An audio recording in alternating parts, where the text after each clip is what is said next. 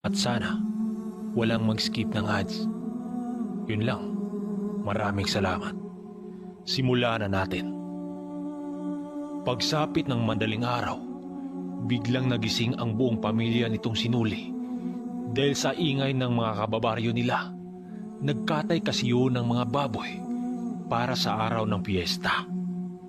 Hanggang sa pumutok na ang bukang liwayway, kaya't kaagad na siyang lumabas ng bahay para bibigyan ng mga pagkain ang mga alaga niyang mga manok bago pa man siya pumuntahan ng kanyang kababaryo para dadalo sila sa sabungan. May kunting handaan naman sila, subalit ang gumagawa nun ay ang iba niyang mga kapatid at mga magulang. Nang matapos na siyang magpakain sa kanyang mga alaga, sakto namang dumating si Guyo at ang isa nitong pinsan na may dala-dalang mga manok. Oy, Nuli! Ano? Tara na? Para makahanap tayo ng magandang katapat. Wika pa ni Guyo dito kay Nuli. O par, tawagin ko lang yung kapatid kong si Mayok. Sabay pasok sa bahay nila. Pagpasok niya sa kanyang silid, halos nanginginig naman ang kanyang mga kamay habang dinudukot ang birtod sa bayong na nilagyan nito. Simulat sa pulkasi, si Manong Duming ang humahawak ng bagay na yon. Ang dinala niya ay ang kapirasong kahoy nang siyang ginagamit ni Manong Duming bilang pangalso ng tari. Iniwan niya ang birtod na may butas sa gitna dahil nangangailangan yun ng mga usal para maikubli ang wangis ng bagay na yon. Kagaya nung una, si Manong Duming ang naghawak sa bagay na yon. Medyo nag-aalangan pa siyang dalhin ang bagay na yon dahil ang sabi ni Manong Duming, bawal mahawakan ng ibang tao ang gamit na yon dahil mawalan ito ng bisa, lalo pat wala yung pakaing dasal. At isa pa, hindi pa siya nakaranas ng magkabit ng tari.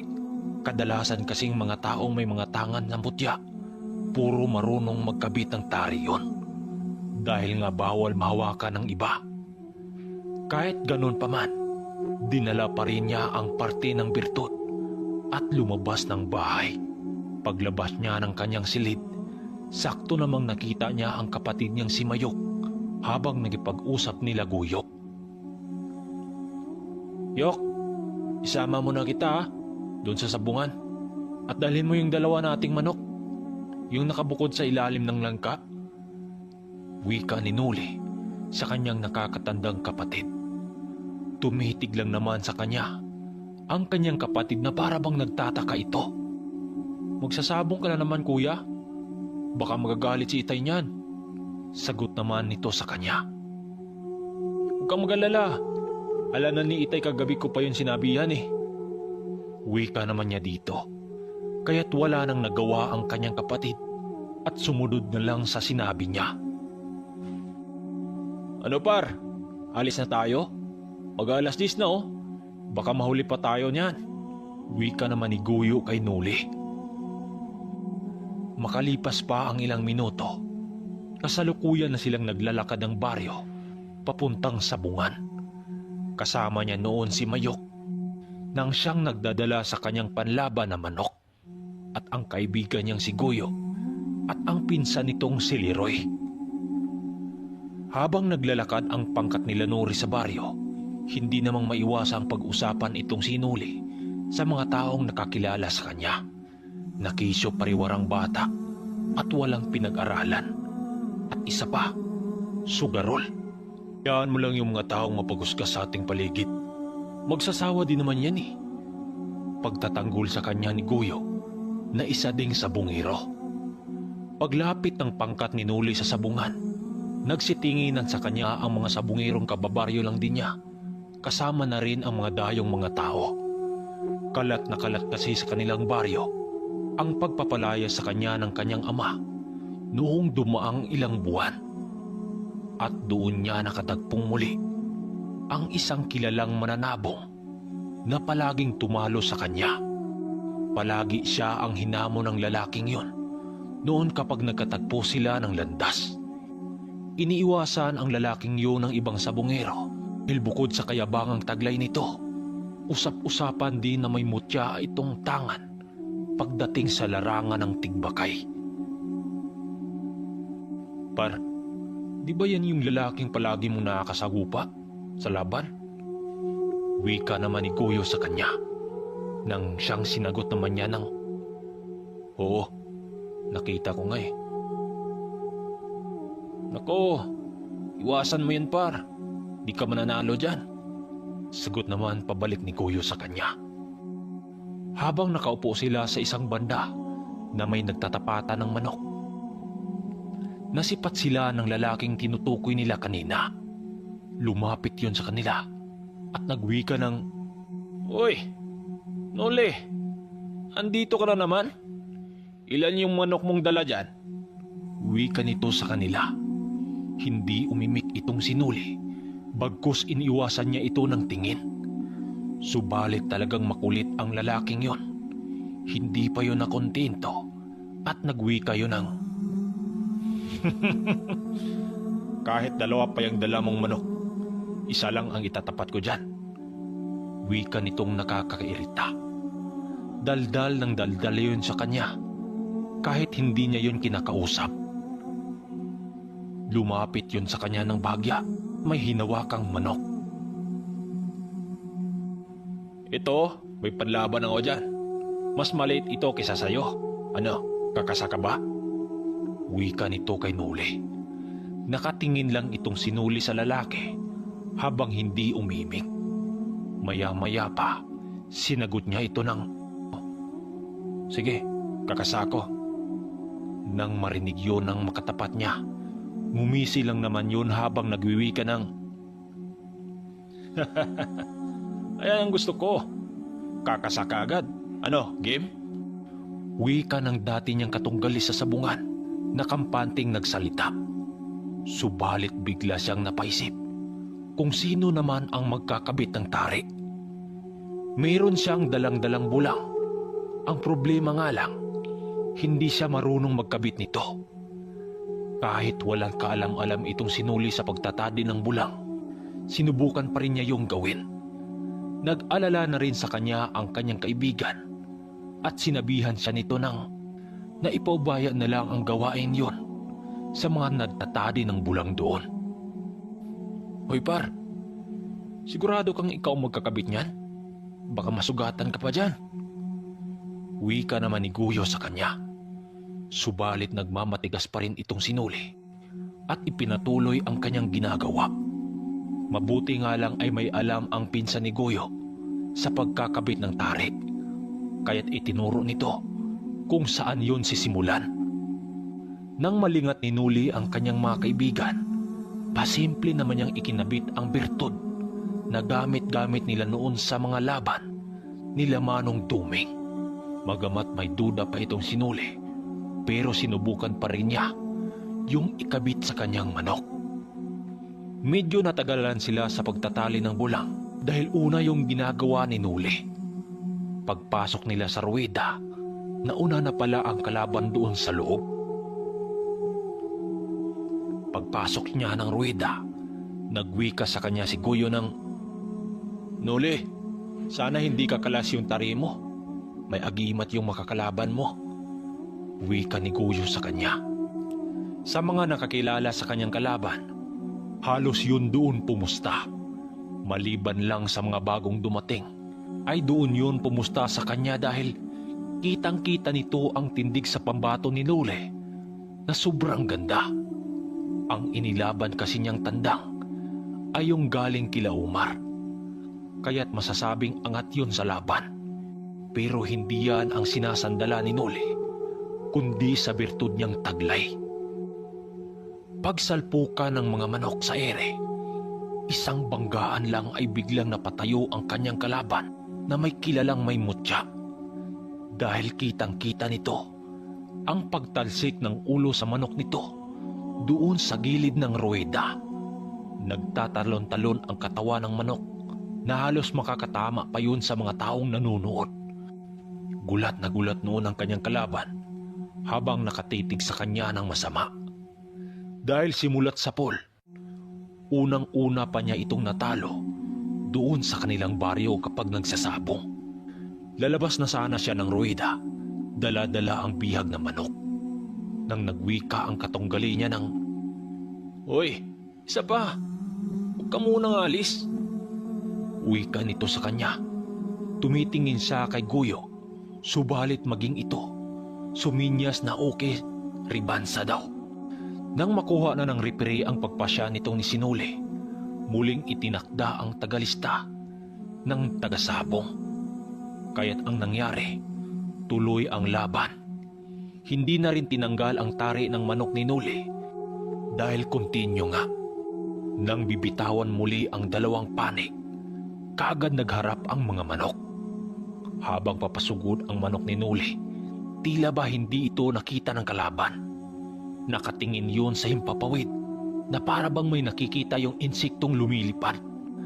Pagsugod ng pambato ni Nuli, animoy nahimasmasan ang kalaban, kaya't bigla yung naalerto.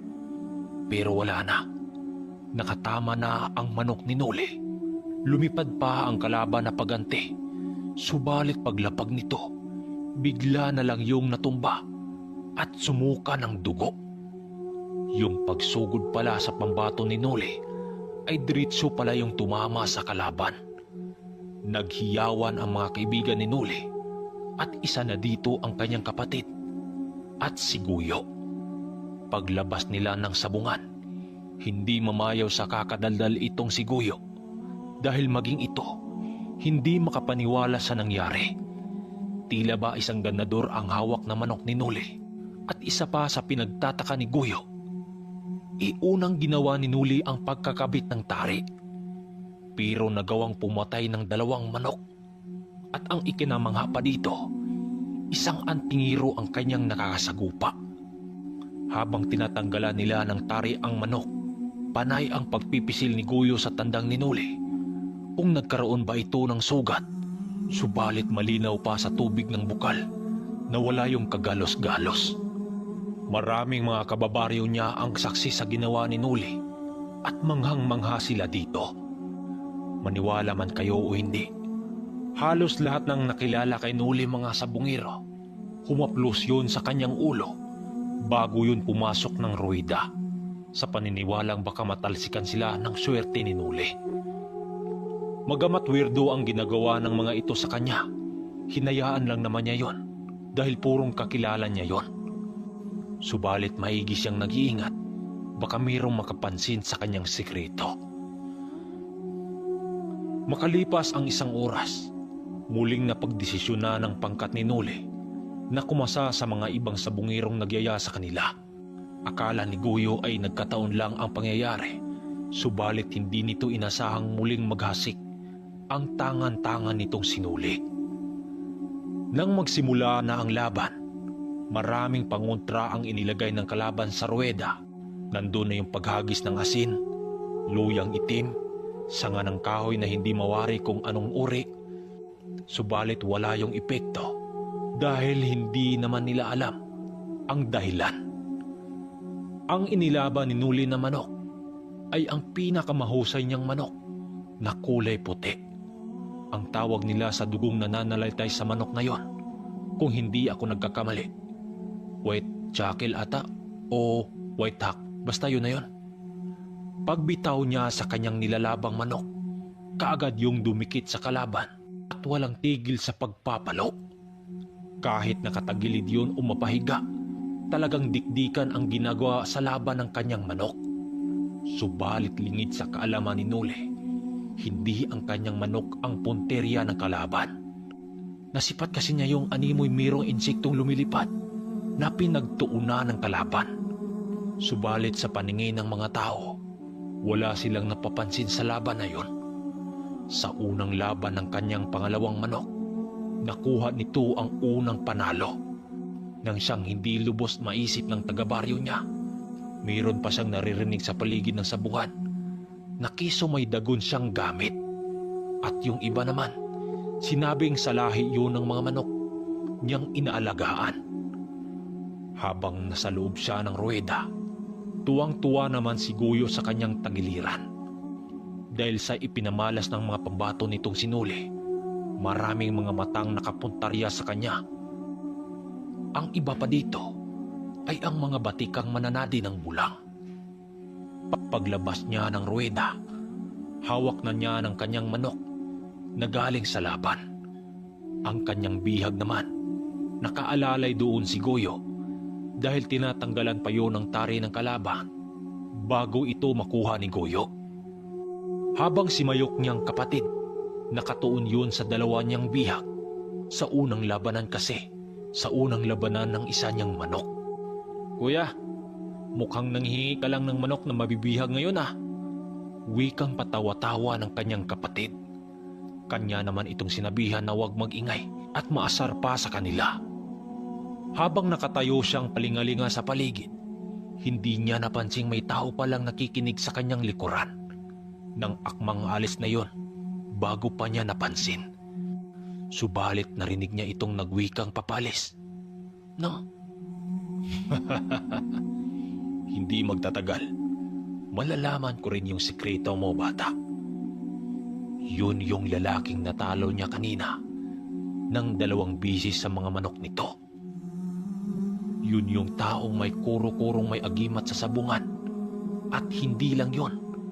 Palagi niya yung nakalaban noon. At hindi lang yan. Palagi siya nitong kinukutya. Nakisyo kahit ipusta pa raw niya ang kanilang lupain. Hindi siya dito makakabawi. Nung una takot siya ng lalaking yon dahil nagtatangan yun ng aral sa kaliwa. Maya-maya pa, lumapit na si Goyo sa kanila. Kasama na dito ang kanyang pinsan habang hawak-hawak na ang manok niyang bihag. Muling sinipat-sipat ni Goyo ang manok niyang ginamit kung nagkaroon ba yun ng sugat. Subalit pagtingin nila doon, ni katiting na galos ay wala silang nasilayan.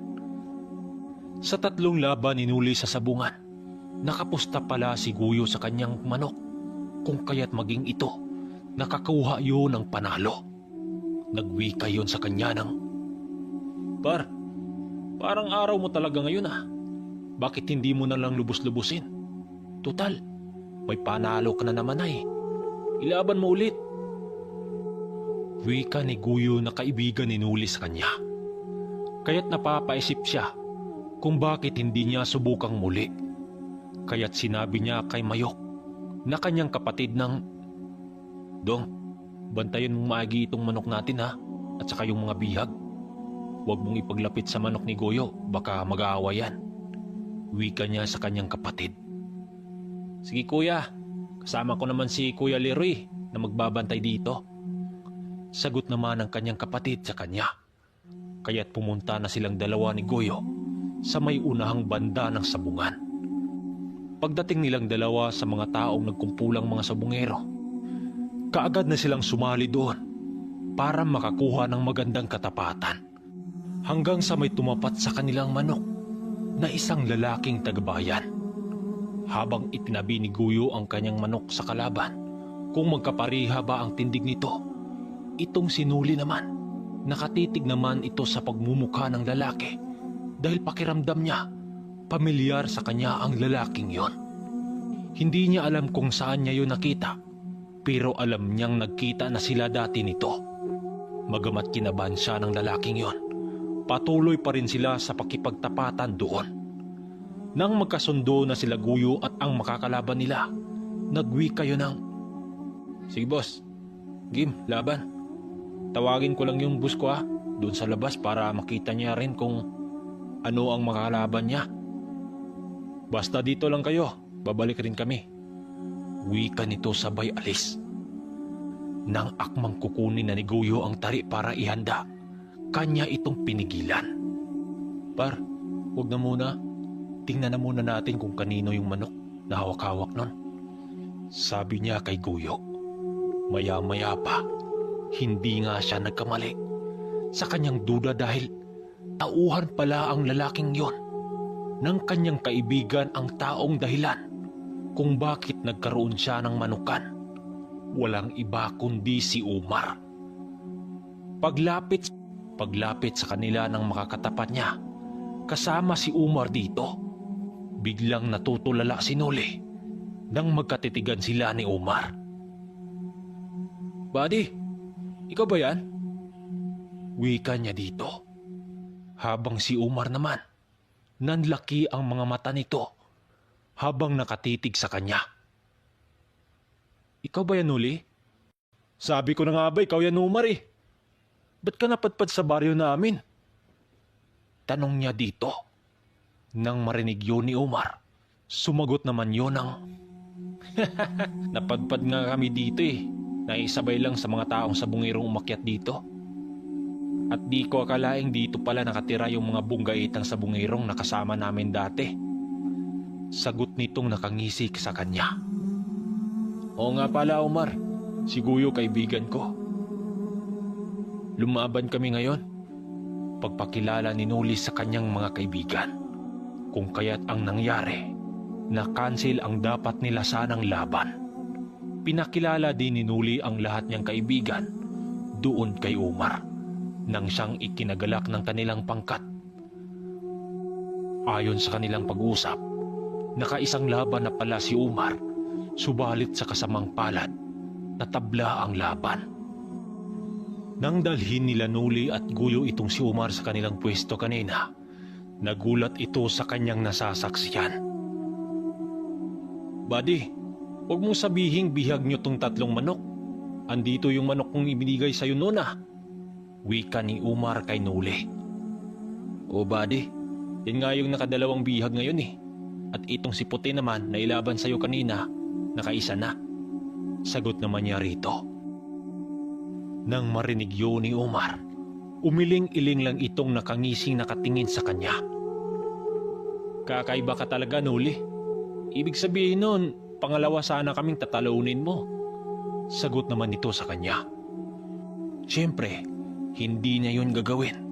Si Umar ang dahilan ng estado niya ngayon. Para mas sumarap ang kanilang kwentuhan, nagpabili ng alak at tuba itong si Nuli para naman mas sumarap ang kanilang kwentuhan doon sa magaganap o pangyayari. Buddy, saan na pala si Ermitanyong Doming? Hindi mo kasama ngayon ah. Wika naman ni Umar sa kanya. Ininom na muna nitong si Nuli ang kanyang tagay bago yun nakasagot. Simula nung nanggaling kami sa inyo, buddy, pag-uwi namin kinabukasan, umuwi din si Ermitanyong Doming sa bundok. Hindi na ako sumama doon dahil may mga manok pa akong kailangang tutukan eh. Kaya't yun, wala naman siyang nagawa. Dahil gusto din naman niya na dito na muna ako sa lugar namin. Bago ko kasi nakilala ang ermitanyo na yon, naglayas ako sa bahay dahil may nagawa akong kasalanan sa aking ama. Kaya simula nun, tumira ako sa bundok na mag-isa, sa lupa ng aking yumaong lolo. Kaibigan ng aking lolo ang ermitanyong si Doming. Wika niya dito. Sinabi niya dito ang lahat-lahat ng dulo at simula. Kaya naman naunawaan naman ito ni Umar. Hindi ko alam kung kailan bababa ang ermitanyo na yon. Pero sa pagkakaalam ko, bababa siya dito. Di ko lang alam kung kailan. Wika naman dito ni Nuli. Dahil sa kanilang usapan na yon, nakikinig lang naman sa kanila itong si Guyo na kaibigan pa ni Umar. O nga pala, Umar, kamusta na yung ina mo at si Manong Mundo? Tuluyan na ba silang gumaling? Tanong naman ni Nuli kay Umar nang siyang sinagot nito ng okay na si Inay Buddy. Nagawa na nga niyang magawa ang gawaing bahay. At si Itay naman, busy siya sa kanyang negosyo sa pagtutok sa manukan. Pero si Inay Buddy mukhang bibig nun kapag sa tuwing naalala niya ang sakit niya noon. Kayo ang laging binanggit. Maraming salamat talaga, Buddy, sa tulong niyo ni Manong Doming. Sagot naman ni Umar dito. Walang naman, Buddy. Mabuti tuluyan ang gumaling yung ina mo. Pero pakikamusta na lang sa pamilya mo, pero asahan mo, dadayo kami ni Manong Doming doon kapag magkatagpo kaming muli. Sagot naman dito ni Nuli. Makakaasa ka, buddy. Pag-uwi ko, ikwento ko kay inay. Sagot naman dito ni Umar sa kanya habang nag-usap silang dalawa. Nang maubos na nila ang kanilang ininom, nagpasya ang kaibigan niyang si Guyo na ilaban na nito ang dala-dala nitong tandang na kanina pa nitong hawak-hawak. Kaya naman pinili ng kaibigan ni Nuli na makinuod sa laban sa manok ni Guyo. Subalit nung alukin yun ni Nuli na siya ang magkakabit ng tari, tumanggi itong si Guyo at nagwika ng, "Huwag na par, kaya ko na to. Manood ka lang. Si Leroy na ang bahala dito." Kaya't wala na siyang nagawa, kundi hayaan yon. Habang nag-uusap silang dalawa ni Umar, pasimple naman niyang tiningnan ang ginawa nitong si Guyo sa pagkakabit ng tari ng kaibigan nitong si Leroy. At doon niya napagtanto na hindi rin pala basta-basta ang kaibigan niyang yon, dahil nagtatangan din pala ng mga usal para sa laban ng mga manok na ilaban doon sa ruweda. May binuklat yun ng isang maliit na kulay itim na papel at animoy binabasa ang mga kataga dito. Maya-maya lang, umihip ito sa bunbuna ng manok, sabay tapik sa pakpak nito. Hindi siya nagpahalata na nakita niya ang ginawa ng kanyang kaibigan. Pagpasok ng kanyang kaibigan sa ruweda, kaagad na itong pumesto sa gitna. At doon napansin ni Nuli ang naging kalaban nito, na sobrang laki ng agwat kumpara sa manok ni Guyo. Nang siyang ikinagulat ni Omar at napawika ito ng, "Buddy, ba't kumasa yung kaibigan mo sa manok na yan? Mukhang lugi yata tayo niyan eh." Pag-alalang wika ni Omar doon kay Nuli. Pumusta kasi yun sa manok ni Guyo, kaya naman ganun na lang itong mag-alala. "Iyaan mo lang par, makikita mo mamaya kung ano ang mangyayari." Sagot naman ni Nuli sa kanyang kaibigan. Ang taong nakakalaban ni Guyo ay taga-bayan pa yun. Kampanting binitawan ng kalaban ang manok nito dahil nga malaki ang sa kanila. Nang bibitawan na ng kanyang kaibigan ang manok nito, kaagad nang nagpakiramdaman ang dalawang manok. At doon nakita ni Nuli ang kakaibang nangyari sa laban. Nang magsangkaan kasi yun ng isang beses, animoy susugod ang kalaban na manok, subalit aatras ito kapag umakto namang aatake ang kay Guyo. Kung tingnan kasi ang laban, animoy manok at aso ang naglalaban. Panay kasi ang pag-uugtak ng manok sa kalaban na para bang hindi manok ang kaharap nito. Nang hindi na maatim ng taga-karyo ang pagtatakbo ng kalaban, binilangan na lang yun ng 3 tuka. Subalit nang mahawakan yun ng taga-karyo para pagharapin muli, umayaw na ang kalaban. Dahil nga bihagay ang sabong na yon, dala-dala ng kaibigan ni Guyo ang manok na buhay. Dahil nga nakaposta itong si Umar sa manok nila Guyo, maging ito ay nakatanggap ng panalo. Habang nilapitan nila Umar at Nuli si Guyo, pangisingisi naman yung nakipag-usap sa kanila. Normal lang naman sa mga sabungero ang tumawa kapag nananalo.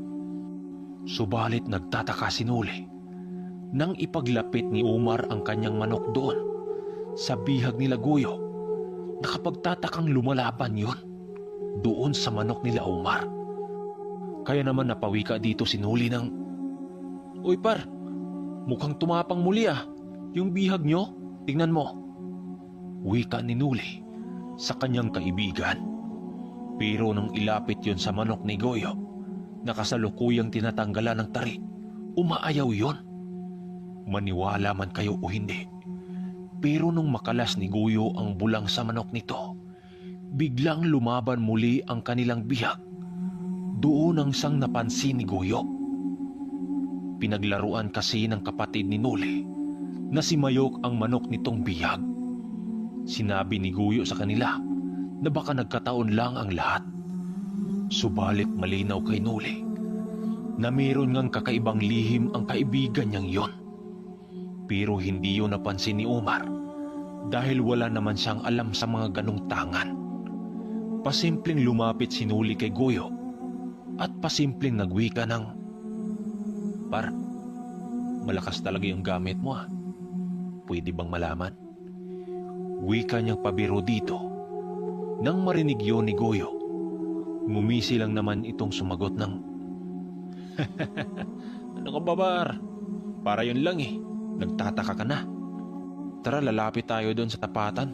Ilalaban kong muli itong manok ko." Wika nito sa kanya.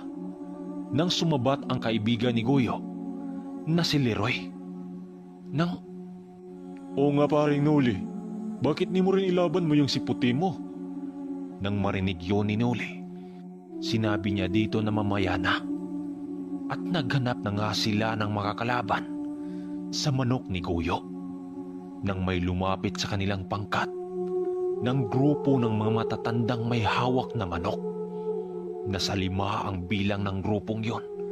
Nasa tansya ni Nuli, nag-edad ang iba doon ng 50 anyos at 70 anyos. Makikita mo sa pormahan ng mga matatanda na yon na pangkaraniwan lang. Nakasuot ng lumang pulo na sa palagay nila ay nanggaling yun sa bundok. Paglapit ng mga ito sa kanila Nuli at Goyo, pinuntarya nito si Goyo na para bang yun ang pakay ng mga matatanda. "Di ba ikaw yung nanalo kanina sa ruweda? Batid kong ilalaban yung muli yung manok nyo. Wala kasi yung sugat, di ba? Baka may natipuhan kang labanan sa mga manok namin." Sabay lapag ng mga kasama nito sa mga hawak na mga manok. Nang makita ni Goyo ang mga manok nito, kaagad namang nakapili ang kaibigan niya para doon ay kakasahan. Pangkaraniwan na panabong lang ang mga manok ng matatanda na dala-dala nito. Kaya't ang iba doon, kinasahan ng mga taga-bayan. Sa sabungan kasi, mas piniling lalabanan ng taga-bayan ang mga Bisayang manok. Dahil ang sabi-sabi, hindi raw yun pumalo ng todo at hindi makipagdikdikan sa harapan. Yun nga, kinasahan yun ni Goyo nang siyang ginawa nitong pagkakamali. Dahil ang nakaharap pala nila, mga bihasang antingero pala ang pangkat na nilabanan ni Goyo. Kadalasan sa mga malalakas na antingero, bihasa din yun sa pangkontra ng birtud at mga mutya. Kapag hindi ito nakabalot sa isang sabulag na usal sa kanan. Nagtataka rin sila kung bakit sinabi ng mga ito na maliitan lang daw ang pusta. Sa kabila ng maraming mga big time ang dumalo sa sabungan na yon. Kahit ganon pa man, pumayag pa rin itong si Goyo na kasahan ang kalaban. Nang makapitana ng tari ang mga manok, kampante namang naglakad sila Goyo at Nuli papasok ng ruweda. Piniling sumama ni Nuli sa kaibigan niyang yon upang harap-harapan niyang masaksihan ang mangyayari doon. At doon na nga nila nasilayan sa loob ang 2 matanda na nag-aantay sa kanila. Habang pumisto na sila Goyo para ibitawan na ang mga manok, may napansin si Nuli sa hinlalaki ng paa ng matandang magbibitaw sa manok na may nakatali doong pulang tila sa paa. Hindi lang naman yun pinansin ni Nuli sa pag-aakalang baka may sugat lang sa paa ang matanda na yon. Nang bibitawan na ang mga manok, kaagad itong nagsangkaan. Maiging pinagmasdan ni Nuli ang mangyayari sa 2 manok. Nang makita niyang maghagis ng kapirasong uling, sa gitna ng ruwida ang kasama ng matandang nagbibitaw. Maniwala man kayo o sa hindi, nang inihagis ng matanda ang uling sa naglalaban na manok, biglang sumibat ng takbo ang manok ni Goyo. Papalabas ng ruwida. Lumusot yun sa ruwida. Papalapas kaya't ang nangyari, nagkagulo ang mga tao sa labas. May tari kasi ang manok na yon. Nang makita yon ni Goyo, kaagad niyang sinipa ang uling sabay labas ng sabungan at hinabol ang kanyang manok na lumabas ng sabungan na yon. Kinuha ng matanda ang manok nito at lumabas ng sabungan. Takang-taka si Nanuli pati si Umar sa ginawa ng matanda. At isa lang ang hinala ni Nuli na nakontra ang tangan na karga ni Guyo. Ang ibang mga tao doon nagtawanan dahil sa nangyari. Subalit ang iba naman nagulantang sa takot sa nagaganap. Biglang nawala ang grupo ng mga antingirong matatanda at hindi nila alam kung saan yun nagtungo. Buddy, saan kayo nagtungo yung mga pangkat ng matatanda? Bigla lang naglaho Wika pa sa kanya ni Umar. Di ko alam, buddy, pero baka andito lang yun sa paligid. Sagot niya rito. Ang dami kasing tao sa sabungan na yon. Dahil sa tapat mismo ng sabungan, merong nagpalaro ng balibol na panlalaki. Kung pamilyar kayo sa paligan ng probinsya, makikita nyo yung palaro na yan. Balibol yan. Ang mga taga-bundok mga dyan, yung walang perang pampusta, mga buhay na hayop ang ipupusta nila doon. Kagaya ng manok, biik, batang kambing. Basta napakasya talaga ng fiesta sa lugar nila Nuli. Sa panahon kasi na yon, hindi pa kasi nauuso ang gadgets kagaya ngayon. At hindi lang sabong ang ginaganap. Merong baraha na kung tawagin sa Bisaya ay rifa, karakros o hantak. Sa baryo nila Nuli, hindi lang ganun ang magaganap. Noong mga panahon na yon, usong-uso din ang subukan ng mga agimat, mutya, anting-anting, o mga kabal sa katawan. Magamat malakas pa ang sultada ng tanghaling tapat, nag-aya itong si Umar na pwede bang tumingin siya sa mga manok ni Nuli na binigay niya noon. Kung kaya't dinaanan nila si Mayok na kapatid ni Nuli doon sa pwesto nitong binabantayan kanina. Habang naglalakad silang apat sa baryo, papauwi sa bahay ni Nuli, nasipat niya ang kanilang bahay na maraming mga taong nagiinuman doon. Nang medyo makalapit na sila sa kanilang bahay, meron silang napansin sa inuman na isang matanda, nakasamang nagiinom ng kanyang ama na si Luisito. Nakatalikod ang matanda na yon habang kausap nito ang kanyang ama. At nung makalapit na sila dito, biglang napangiti itong si Nuli. Nang maaninagan niya ang maamong pagmumukha ng ermitanyo, bumaba pala ng bundok ang ermitanyong si Dumeng. Subalit ang kanyang sayang nararamdaman, bigla yung napawi nang makita niya ang 5 matandang nakasali sa inuman nila Manong Dumeng. Nang mapansin ni Umar ang reaksyon ni Nuli, napatanong naman ito ng, "Bakit, buddy? Parang nakakita ka dyan ng multo Tumitig lang naman sa kanya si Nuli at maya-maya pa, sumagot yun ng, "Nakita mo ba si ermitanyo? Yan Maging si Umar nang makita yon, tila ba nasayahan din siya.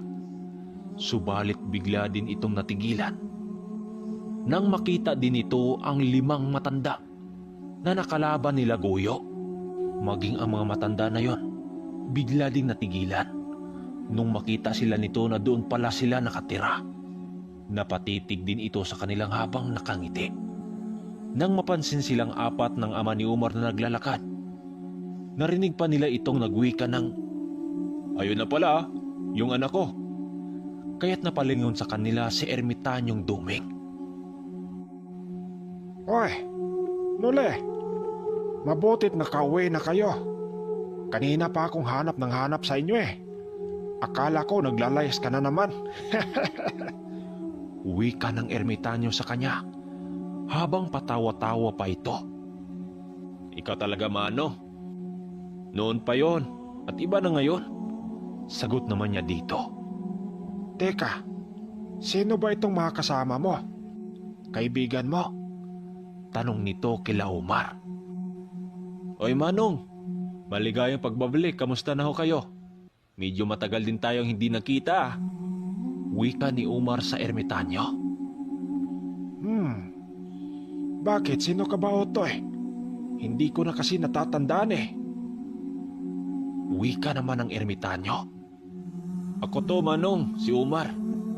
Di mo na ba ako nakilala? Sagot naman niya dito. Omar. Ikaw pala yan, Omar. Pasensya ka na. Hindi ko kagad natatandaan. Medyo nagbago kasi ang itsura mo eh. Tumataba ka lalo. Kamusta na pala yung ina mo? Tuluyan na ba siyang gumagaling? Uwi ka ng ermitanyo dito. Sa muling pagtagpo nila ng ermitanyo, labis na tuwa ang nararamdaman ni Noli. Niyakap pa nga niya ang ermitanyo kahit napakaraming tao sa kanilang bahay. Matagal-tagal rin kasing hindi sila nakita nito. Kaya't nung nakita nila ito, hindi masukat ang saya nilang nararamdaman. Subalit nang magtanong ang ama ni Noli kung bakit may dala-dalang sako si Mayok na nagdudurugo pa. Tika anak, ano yung dala-dala ng kapatid mo? May dugo yan ah. Tanong ng kanyang ama doon kay Noli. Sinagot naman yon ni Noli. Nabihag nila yun sa sabong.